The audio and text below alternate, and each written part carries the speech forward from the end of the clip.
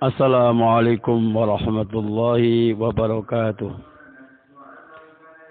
Setelah kita mengkaji, memahami tentang ibadah haji, supaya lebih luas pandangan kita dalam bermasyarakat, maka pada kesempatan ini perlu kami sampaikan tentang masalah nikah. Mari kita kaji bersama, kita pahami bersama, sehingga nanti di dalam kita mengarungi bahlil rumah tangga betul-betul menjadi keluarga yang baik, keluarga yang sempurna, keluarga yang diridai Allah Subhanahu wa taala. Bismillahirrahmanirrahim.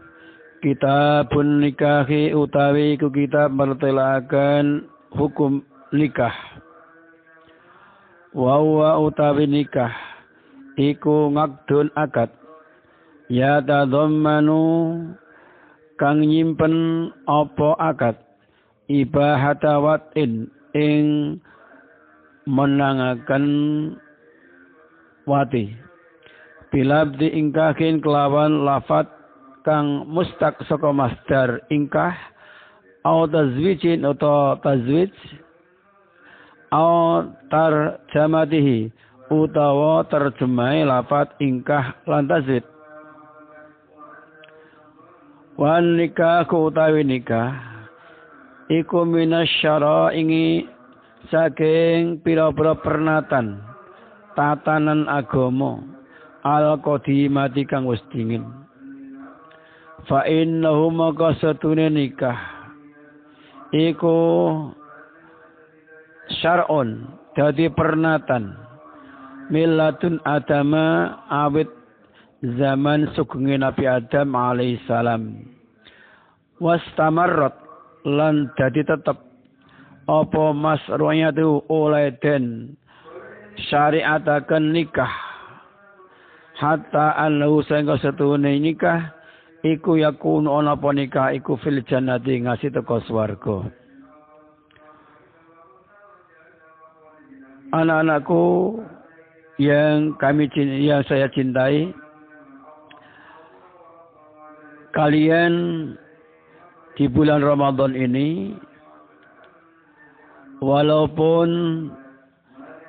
di sana sini sekolah, madrasah tutup, namun mari kita isi dengan memahami, mempelajari, ngaji bareng bersama Bahwat tentang pernikahan. Nikah menurut bahasa ialah adzamu kumpul. Namun secara hukum fikih, hukum syar'i, secara istilah aqdun yatadammanu ibahata watin bilabdi ingkahin aw tazwijin aw tarjimatihi. Nikah ialah akad yang mengandung diperbolehkannya hubungan badan antara laki-laki dan perempuan dengan mengucapkan kata-kata ingkah atau tazwij atau terjemahnya. Kita ambil contoh. Angkahtuka wa zawwajtuka makhtubataka Fatimah binti Ahmad bimahri adawati sholah halan. Ini contoh. Atau terjemahnya, ya Bakar, saya nikahkan Anda dengan perempuan tunangan Anda, nama Fatimah binti Ahmad, dengan mas kawin seperangkat alat sholat dibayar tunai. Ini contoh terjemah daripada akad nikah. Wa nikahu minasyara'il qadimah. fa innahu syar'un millatun Adam alaihi salam wastamarrat masri'atuhu hatta annahu yakunu fil jannah. Nikah merupakan syariat nabi-nabi terdahulu, mulai zaman Nabi Adam alaihissalam ketika masih di surga menikah dengan seorang perempuan yaitu Siti Hawa, yang mana sebagai walinya adalah malaikat Jibril, kedua saksinya adalah malaikat Mikail dan Israfil, mas kawinnya adalah sholawat Nabi.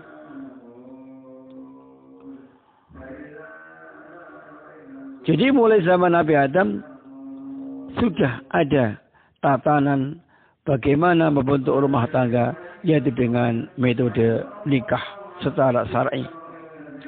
Bahkan nikah ini akan abadi sampai besok kita di surga.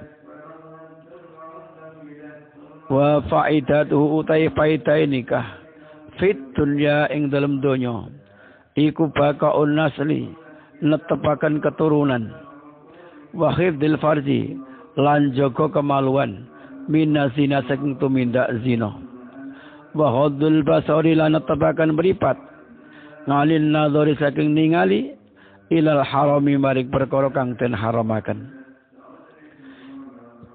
Faedahnya nikah apa?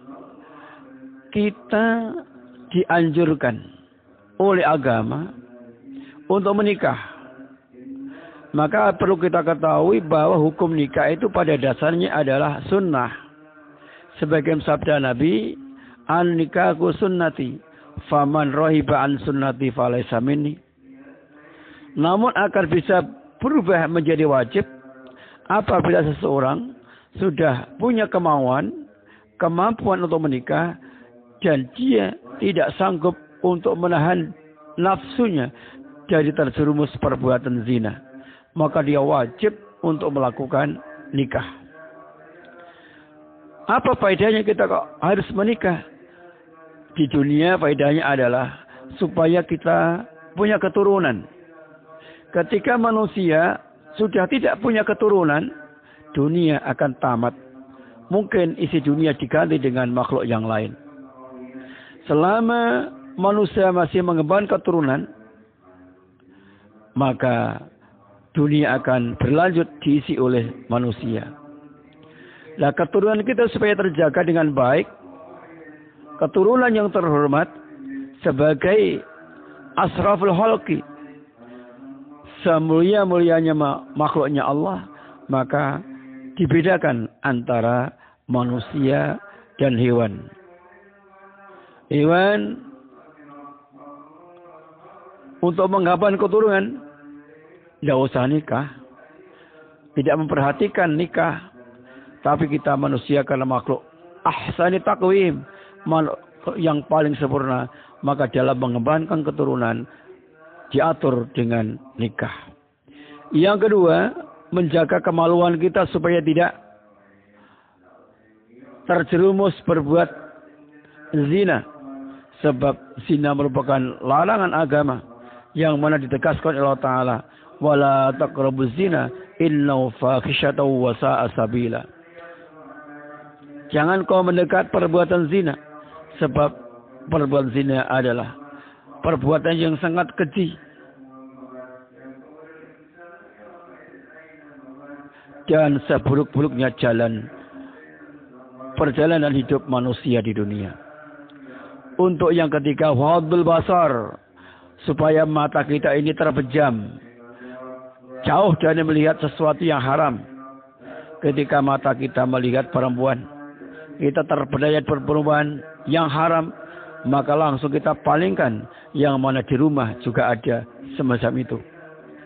Umpama kita berjalan, dalam pertengah perjalanan melihat wanita cantik, sesungguhnya wanita cantik itu punya yang dimiliki sama dengan apa yang dimiliki istri kita yang ada di rumah. Dia punya hidung, istri kita juga punya hidung. Dia punya buduk, istri kita juga punya butuh. Oleh karena itu, mata kita tidak jadi melihat terbelalak dengan melihat wanita yang haram itu. Namun kita akan bisa berpaling pada wanita yang halal, yaitu istri yang menunggu di rumah. Wa tafrihuma lan ngosongaken perkara ya dzurru kang bahayani apa simma jismahu ing jasate wong minal mani nyate saking mani.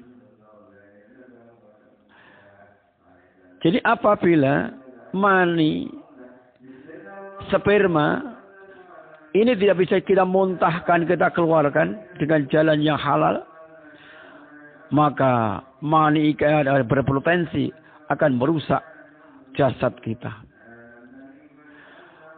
Maka orang yang sering berhubungan badan dengan istrinya akan lebih awet.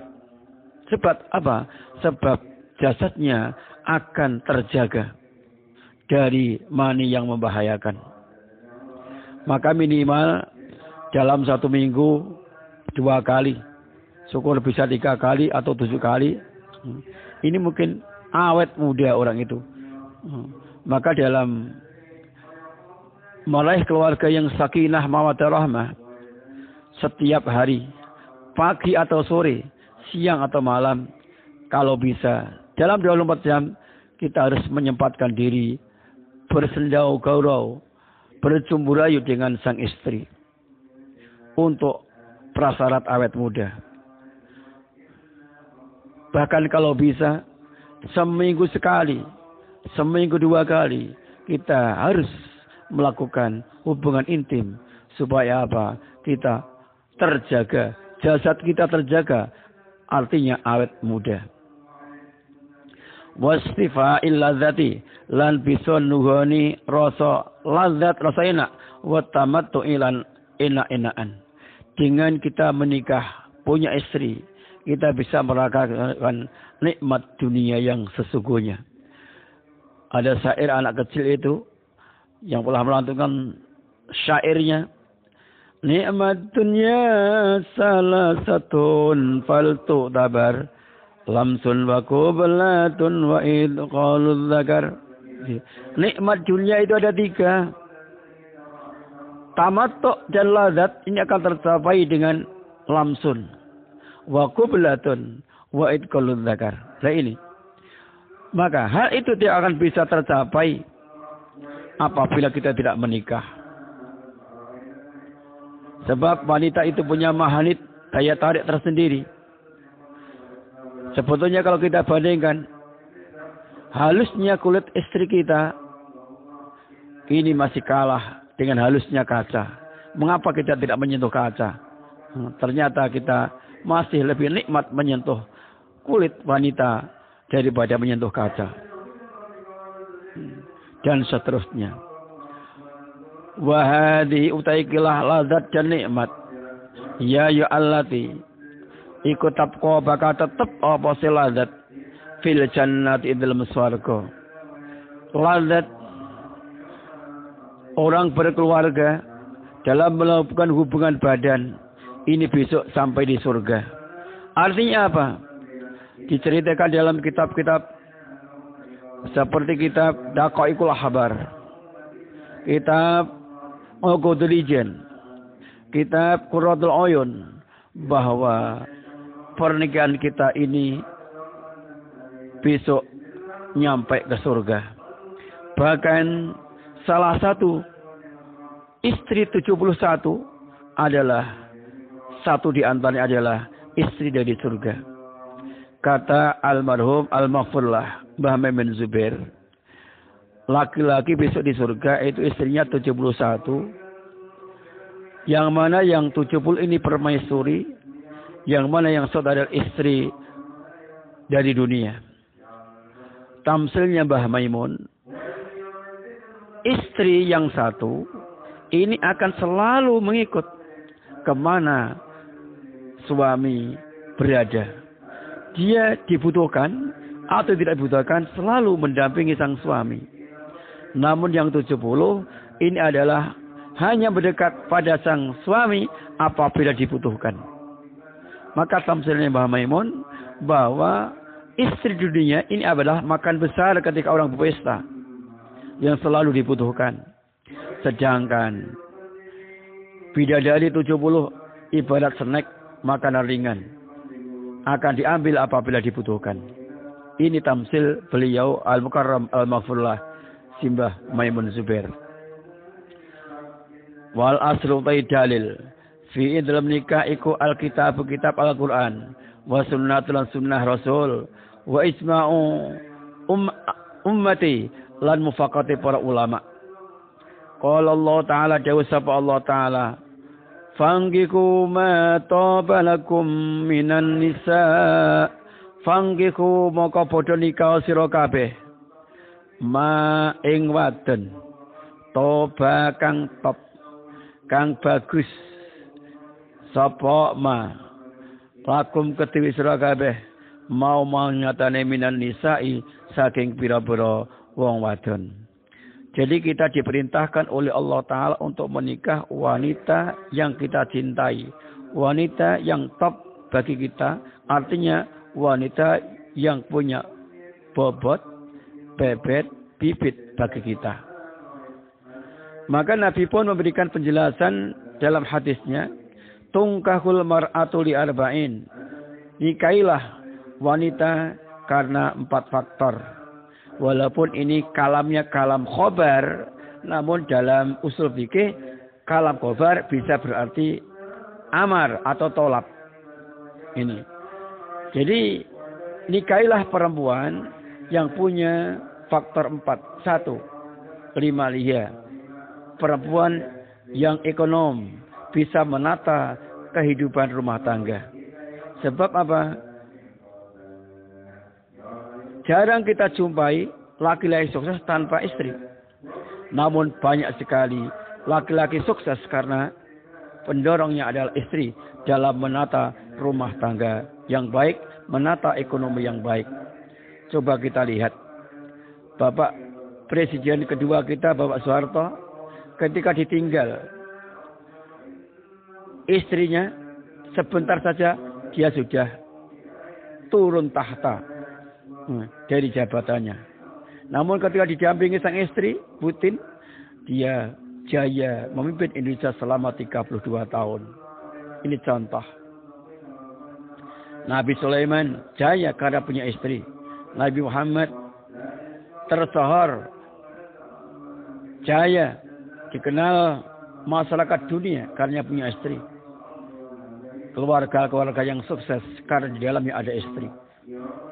Maka anjuran Rasulullah, istri yang bisa menopang kejayaan adalah limaliha, yang bisa mengatur tentang ekonomi rumah tangga. Wa jamalia, 2 karena faktor kecantikan. Cantik ini relatif. Artinya apa? Bila kita memandang sudah ada rasa senang kepadanya, itu berarti cantik. Sebab ukuran cantik ini relatif. Cantik bagi si A, belum tentu cantik bagi si B. Ukuran sederhana, Mbah Ahmad, cukup mudah. Istri cantik adalah istri yang ketika diajak untuk mertamu, tidak memalukan, tidak mengizinkan.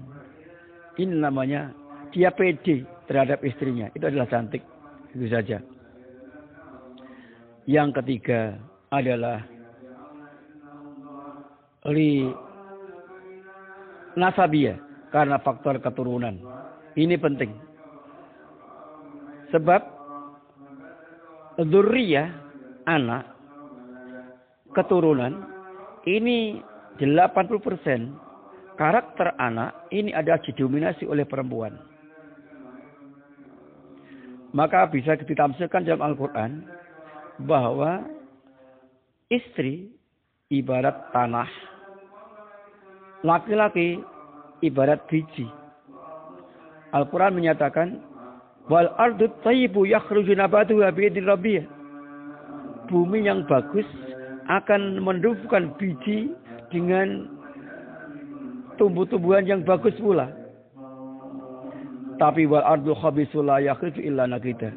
Bumi yang gersang, yang tandus tidak akan bisa mengeluarkan sesuatu yang bagus. Hanya sesuatu yang membuat kita merana saja. Oleh karena itu istri karena ladang. Maka walaupun biji itu baik, tapi kalau ditanam di tempat yang tandus, maka hasilnya kurang maksimal. Namun apabila biji itu walaupun kurang bagus, ditanam di tanah yang subur, insyaallah juga akan bisa tumbuh. Apalagi biji unggul ditanam ke tanah yang subur, insyaallah akan mengeluarkan penghasilan yang melimpah. Ini. Maka memilih istri sangat penting. Jangan memilih istri yang tidak subur. Artinya istri yang tidak baik. Sebab karakter akan terbangun 80% dari seorang istri. Maka air susu, kedekatan anak terhadap ibu, ini disebabkan faktor air susu. Maka air susu bisa mempengaruhi terhadap anak. Karena anak lebih dekat dengan ibu. Coba kita lihat. Dalam sejarah kehidupan manusia. Nabi Nuh adalah orang nabi. Yang soleh pilihan Allah. Namun karena istrinya yang tidak soleh. Maka anaknya akan terbangun juga tidak baik. Yaitu Kan'an. Yang ingkar kepada Allah. Kafir terhadap Allah. Dusta terhadap Allah.